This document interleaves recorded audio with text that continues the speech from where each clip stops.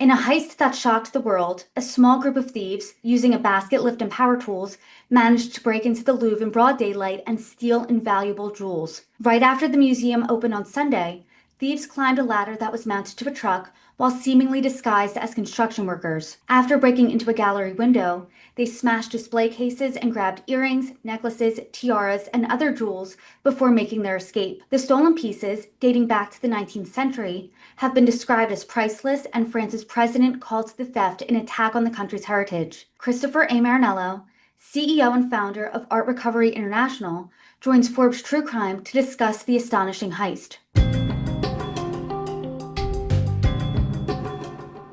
Hi, everybody. I'm Brittany Lewis, one of the hosts of Forbes True Crime. Joining me now is CEO and founder of Art Recovery International, Christopher A. Marinello. Christopher, thank you so much for joining me. It's my pleasure. I'm excited to pick your brain when it comes to the Louvre heist because you've recovered a Matisse, you've recovered artwork stolen by Nazis. I think you're the perfect person here to talk all things Louvre heist. So, to start off the conversation, how do you become an expert in all things stolen and missing artwork? It's it's not easy. I was went to art school many years ago. Was not particularly talented. My family convinced me to go to law school, and that I did. And I kept my interest in the arts and developed a law practice representing dealers, collectors, museums, and most of the problems that I encountered were title disputes, fights over stolen artwork, or two or three dealers battling over a piece of art. And they never wanted to litigate it because litigation is ridiculously expensive. It's time consuming. The judges often don't know what they're doing, and it's very public. And in the art world, you don't want the fact that you're litigating with another dealer or another client to be plastered all over the media. It's bad for business. So we started Art Recovery International in 2013, and we exclusively recover stolen and looted works of art and resolve complex title disputes. Now let's fast forward to this past weekend where we saw the Louvre heist.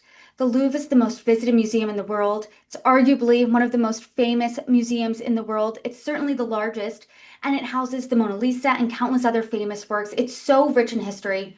But on Sunday morning in broad daylight, a group of robbers performed a smash and grab robbery. They broke into the Louvre. They took pieces of jewelry, including necklaces, earrings, tiaras, and they took them and ran, and police are still on the hunt for these thieves. You heard the news. What did you make of Well, it? I was shocked when I heard it. I mean, we've had I have an office in London and in Venice, and we have uh, in Europe gangs of thieves hitting smaller museums all over. And to hit the Louvre is a real slap in the face. It's a it's a way of saying that they don't care about museum security, that they are not afraid of the police. This is an escalation. That's really interesting that you say that. It's an escalation, it's a slap in the face. Before we get inside of the heads of the thieves, if we can, does anything about this smell to you like an inside job? Because it happened in broad daylight, it happened in less than 10 minutes. Is it a professional criminal, a professional group of criminals, or an inside job? What do you make of that? Most museum thefts have some sort of inside connection, in at least in my experience. However, and that's certainly being investigated, no doubt about that. Was a door left open? Was, where either an inside job or some negligence, whatever it might be, that's being investigated. But what makes me think otherwise is that, this was really a glorified smash and grab. They brought all the tools they needed. The alarms were sounding properly. There were never any cameras in this room to begin with. They picked a cabinet that was near a window. It was really a very, well planned out heist. And I don't think they needed an insider. And to that point, I mean, it happened right after the museum opened on Sunday morning.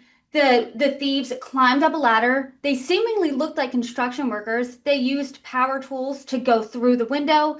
like you said, then performed that smash and grab, grabbed tiaras, necklaces, earrings, things like that. Left, there were two other thieves or two members of the group waiting outside with motorized scooters, and then they zoomed away. So if you get into the heads of them, if you don't think necessarily it's an inside job, I mean, what type of person, what type of criminal is an art thief? Someone that doesn't care, someone that doesn't care about the cultural heritage and the history and the importance of these pieces that were taken. These are cold, soulless criminals that all they're interested in is converting their ill-gotten goods to cash so they can not even do anything good with their money. They're going to buy something stupid like a Lamborghini SUV or drugs or put a fourth or fifth story on their house in Eastern Europe. These are not romantic figures that steal artwork that Hollywood lead us to believe exists. Let's talk about what the reward is because it seems like a very high risk operation because I can imagine that these types of pieces are easily traceable, easily recognizable. If you try to pawn this, someone's gonna have their alarm bells raised and ringing. But what's the street value here? What's the black market value of these pieces? Or do they break them down? They sell the individual jewels, the emeralds, the sapphires, and are those traceable? Well, intact, these were unsaleable, especially given all the press that's hit it. You can't just bring these to an auction house somewhere and ask somebody to sell these for you. It's not going to happen. No deal, no legitimate dealer is going to touch these. The only buyers out there that would remotely buy something like this and leave it intact might be a Chinese or a Russian collector because they seem lately have a different standard of collecting, different standard of due diligence. They also have, and I can say this from experience, we're not singling them out. I have had Nazi looted works of art in China and in Russia where the collectors just say, "Well, we don't care. You know, buy it at full value if you want it." They don't share the history of the Holocaust. So it's complete nonsense. But I really don't think there's a collector out there like a Dr. No type that ordered this theft that is there to collect these things. The value is in the stones to the criminals. They are going to break them up as quickly as possible and try to recut them, maybe bring them to Antwerp, to Tel Aviv, to India. These are the diamond cutting centers where they can hide what they have just done. I can imagine in this type of case, time is really of the essence here because this is international news. Everyone will have their eyes peeled for these tiaras, for these other jewels. As we sit here, it's been over 48 hours since this robbery. I mean, what do you think the likelihood really of finding these intact are is? It's really sad, but there's 100 investigators working on this right now in France, and a lot of people, complaining and about the security and back and forth, which is not what we need right now. We need to focus on catching these criminals. But as every hour goes by, the chance becomes more and more that we're never going to see these objects again. And even if you think, hey, we might never see these objects again, do you think the criminals will get caught? Because on their way out, they've reportedly dropped one of the crowns, reportedly left a motorcycle helmet. What do you think the chances of finding these guys are with or without the jewels? I think the chances of catching them is very good. I mean, there's a very similar theft that happened in Dresden, Germany in 2019 called the Green Vault theft, where priceless jewels were stolen by a gang and the jewels were never recovered, but the criminals were caught. So I think that's what we're going to see here. In fact, the very same special intelligence agency from Israel, CGI, was used in that case, has been hired in this case to help find the perpetrators. You need to find the perpetrators first before you can find the jewels. But I do think that there are a few things that the prosecution in Paris could have done differently. And one of those is they should have immediately issued a reward, a public reward for information leading to the recovery of these pieces. And then also, I think they should have made a public statement that if the criminals were to break these things up, that they would eventually be charged with 2 or 3 or 4 times the amount of jail time than normal. To that point, I mean, French President Emmanuel Macron, he said the theft committed at the Louvre is an attack on a heritage that we cherish because it is our history. We will recover the works and the perpetrators will be brought to justice. What do you think justice looks like? Because these pieces have been described as invaluable, priceless. I mean, there really is no price on history. Well, that's the thing that we don't prosecute crimes like this enough. And this is why they can attack the Louvre because they don't, it's a business. If they get caught, they go to jail for a couple of years, then they get let out or they go back to their country and that's the end of it. So there is no deterrent factor anymore. We need to start treating museum thefts as cultural heritage terrorism and with penalties to match. And maybe then somebody will think twice about hitting a smaller museum or hitting the Louvre. And when I heard this news, I don't know about you, but it sounded like something out of the movies. You don't hear of museum heists like this at such a high profile museum in recent history, but this has been the latest in a string of robberies in Paris at museums over the past year. Do you think they're connected in any way? Well, Europe has a crime problem. And there are smaller museums all over Europe that are being hit. I hear about it almost every week. You know, not all of them make the press. There's the Drents Museum in the Netherlands, the Blenheim Palace in the UK. Recently, a museum in Wales lost some Bronze Age gold pieces. Paris was hit a few times. Cairo has been hit. This is all in the last few months. And what they're going after now is instead of paintings and fine art, they're going after gold because gold is $4,000 an ounce, if not more at this point.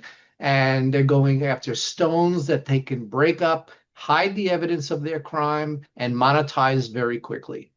And I can imagine stealing gold, stealing stones, stealing jewels is a lot easier to pawn than a painting, right? That's right, because if you have a Picasso that you stole, you have to keep it intact. Otherwise, it's valueless. You have to protect it. Otherwise, it can't be sold or can't be ransomed back or you can't collect a reward on it.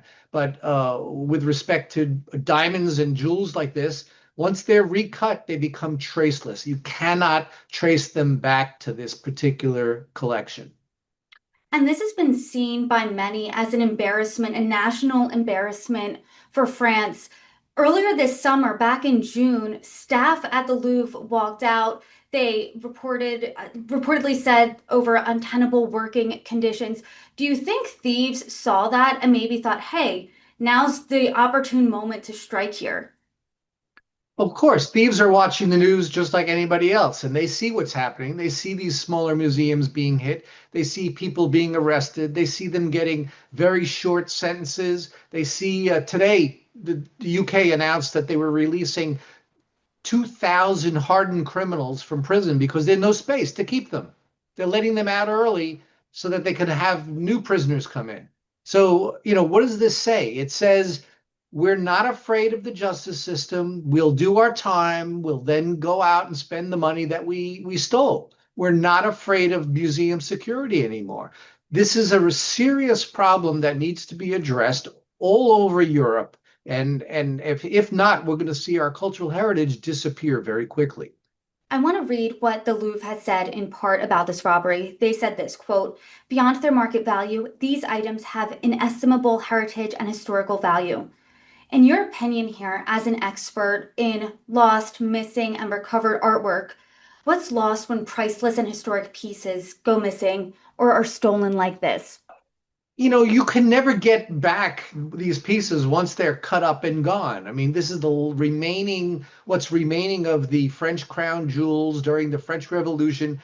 It's all very important to the people of France and to the people of the world who love these types of things and study them. And don't forget, museums are designed to preserve and protect this material, not just for us now, but for future generations. And all of that will be lost because a gang of thieves decide that they're selfish and this is more important for them to have a new Lamborghini SUV than the people of the world to have be able to see these things and preserve them.